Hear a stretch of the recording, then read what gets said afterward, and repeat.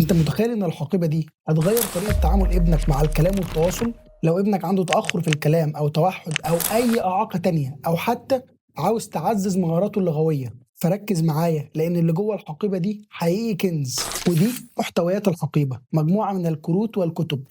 وأول حاجة هنشوفها وهو كتاب الشرح. وأهمية كتاب الشرح هو إنك تعرف كل مكونات البرنامج وأهمية البرنامج وإزاي نستخدم البرنامج. وبعد كتاب الشرح تعالوا نتعرف على مجموعة الكروت الموجودة في البرنامج وإزاي نستخدم مجموعة الكروت دي. مجموعة كروت الأصوات، ودي اللي بندرب فيها الأطفال على نطق وتقليد الأصوات. وتاني مجموعة وهي كلمة من مقطع واحد، ومجموعة الكروت دي بتقدر تساعد الطفل بيها على إنه ينطق كلمة من مقطع واحد. وتالت مجموعة وهي كلمة من مقطعين، ودي بتساعد الطفل على انه ينطق كلمه من مقطعين. وزي ما احنا شايفين ان خامه الكروت واشكال الصور صور حقيقيه زي اللي في الحقيقه بالظبط، عشان الطفل اللي بيشوفه في الحقيقه هو اللي هيلاقيه في الكارت ويعرف ينطقه. ورابع مجموعه وهي كلمه من 3 و4 مقاطع، ودي عشان نساعد الطفل انه ينطق كلمة من 3 مقاطع أو 4 أو أكتر. وبعد ما عرفنا نبذة مختصرة عن الكروت الموجودة في البرنامج، تعال نتعرف على مجموعة الكتب الموجودة في البرنامج، وهم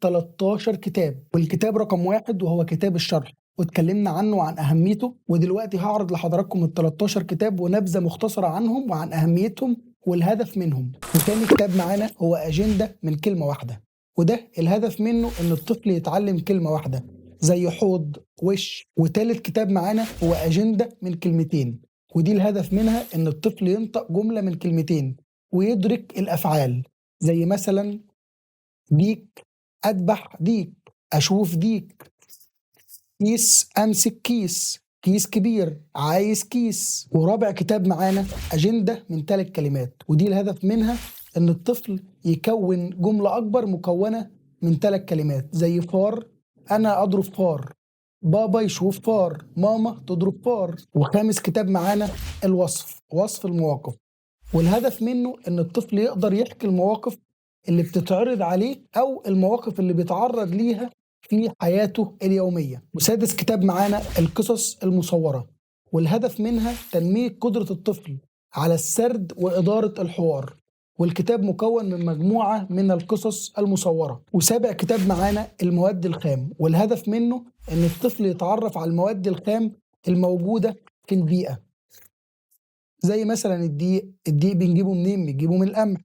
طيب والدقيق بنوديه لمين؟ بنوديه للخباز عشان يطلع لنا منه عيش، وهكذا. وتامن كتاب معانا الوظائف والأماكن، والهدف منه أن الطفل يعرف الوظائف الموجودة في البيئة وأماكن عمل الوظائف دي. وتاسع كتاب معانا وهو المعكوسات، والهدف منه التعرف على المعكوسات، زي مثلا كبيرة وصغيرة، طويلة وقصيرة. وعاشر كتاب معانا وهو الألوان، والهدف منه أن الطفل يعرف الألوان الأساسية الموجودة في البيئة. والكتاب رقم 11 الأشكال الهندسية، والهدف منها أن الطفل يعرف الأشكال الهندسية وإزاي يقدر يرسمها. والكتاب رقم 12 وهو العلاقات، والهدف منه أن الطفل يعرف العلاقات ما بين الأشياء وبعضها، زي مثلا العصفورة دي من الطيور الأليفة، والعصفورة بتعيش على الشجرة. والكتاب رقم 13 وهو السخافات وتصنيف السخافات، والهدف منه تنمية مهارات التفكير المنطقي لدى الطفل. يعني الصورة غلط إن أنا بفتح الباب بالموبايل، لكن الصح إن أنا بفتح الباب بالمفتاح. وفي النهاية البرنامج المصري للغة والتخاطب هو الأشهر والأكثر انتشارا في أغلب مراكز التخاطب في مصر والوطن العربي. وكمان البرنامج تم الاستعانة به في أكثر من 50 رسالة دكتوراه وماجستير، والعدد في تزايد. زائد ان البرنامج المصري معتمد من وزارة التربية والتعليم ووزارة التضامن الاجتماعي، ومثبت علميا في انه ساعد اطفال كتير جدا، لانه بينمي مهارات ما قبل اللغة، زي مهارة التركيز والانتباه، ومهارة التواصل البصري، ومهارة التقليد، ومهارة اطاعة الاوامر. والبرنامج المصري للغة والتخاطب والحقيبة دي متوفرة دلوقتي، مش محتاج تدور عليها، وكمان التوصيل مجاني. فكل مركز تخاطب واخصائي تخاطب يريد التميز بننصحك بالبرنامج المصري للغة والتخاطب، وتقدروا تتواصلوا معانا على الأرقام دي.